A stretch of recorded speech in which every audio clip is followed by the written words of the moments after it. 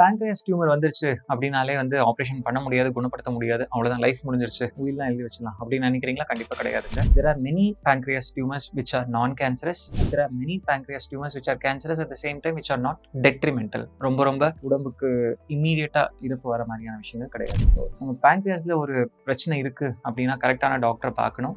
சில கட்டிகள்லாம் இருக்கு. For example SPEN அப்படின்னு சொல்லுவோம், மியூசினஸ் சிஸ்ட் அடினோமான்னு சொல்லுவோம், IPMன்னு சொல்லுவோம். இந்த மாதிரியான கண்டிஷன்ஸ் இருக்கு அப்படின்னாவே கேன்சர் அளவுக்கான மோசம் கிடையாது. இதுலயே சில கட்டிகள் கேன்சரா மாறலாம தவிர அப்படியே இந்த கட்டி கேன்சரா மாறினா ரொட்டீனா வரக்கூடிய பேங்க்ரியாஸ் கேன்சர் கம்பேர் பண்ணும்போது இதெல்லாம் கண்டிப்பா குணமடைய வைக்கலாம். SPEN மியூசினஸ் சிஸ்ட் அடினோமா சீக்கிரமான ஸ்டேஜ்லயே ஆப்ரேட் பண்ணோம் அப்படின்னா டெஃபினட்டா பெரிய பெரிய கட்டியா இருந்தா கூட லேப்ரோஸ்கோபி முறையிலயோ ரோபோட்டிக் முறையிலயோ பண்ணி சிறு துளை மூலமா, அதாவது வயிற்றுல பெரிய பெரிய கட் பண்ணாம சின்ன சின்ன ஹோல்ஸ் மூலமா பண்ணி வெளியே எடுக்கிறது சிசேரியன் மாதிரி ஒரு சின்ன ஸ்கார் வழியா வெளியே எடுத்துடலாம். இதனால they can get back to their activities regularly also. சில பேருக்கு பார்த்தீங்க அப்படின்னா கேன்சர் ஏர்லி ஸ்டேஜ்லேயே கண்டுபிடிச்சிடுறோம். இந்த மாதிரி ஏர்லி ஸ்டேஜ் பேங்க்ரியாட்டிக் கேன்சர்ஸ் கண்டுபிடிச்சவங்க definitely amenable for robotic surgery. Robotic surgery பற்றி எதனால பேசுகிறோம் அப்படின்னு பார்த்தீங்கன்னா விஷன் 10 டைம்ஸ் மேக்னிஃபைடாக இருக்கும். நம்ம கை எந்த சைஸ் இருக்கோ இந்த நுனி விரல் பார்த்தீங்கன்னா அதில் பாதியான சைஸ் இந்த ரிஸ்ட் மாதிரியான வேலை செய்கிறது தான் ரோபோ.